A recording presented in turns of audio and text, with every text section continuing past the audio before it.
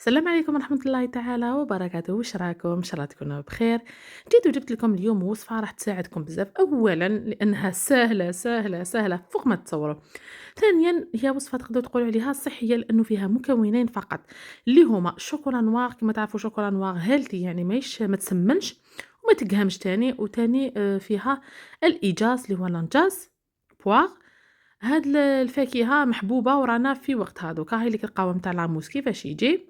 فيها غير هاد الزوج مكونات، تبعوا برك طريقة التحضير لأنه مهمة جدًا.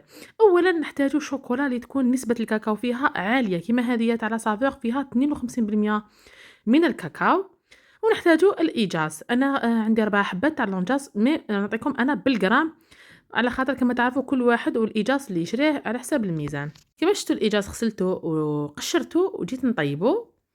النار لازم تكون قليلة، ما نضيفوا له لا ما لا سكر لا شيء، نطيبوه وحده هكا كي الكومبوت لكن بدون ماء، يعني نطيبوه غير في هذيك نقصوا النار ونخلوه يقعد يطيب.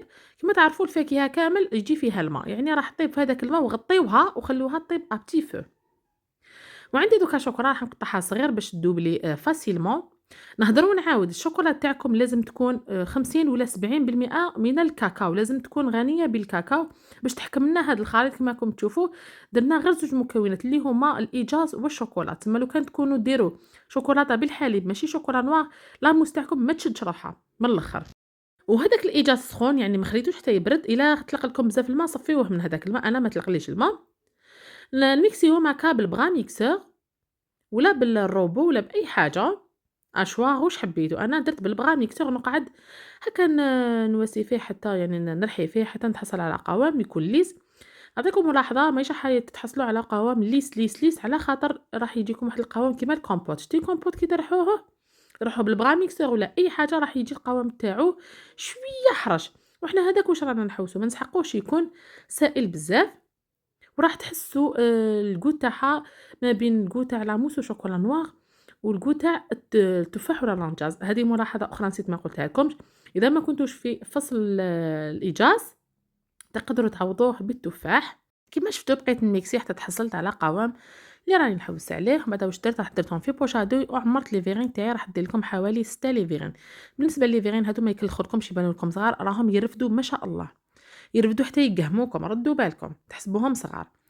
أنا ننصحكم تشرو منهم على خاطر بخاتيك سورتو كي يتغطى، وأنا ما نكدبش عليكم قلت لكم على جال الروائح تاع الثلاجة وزيد شابين.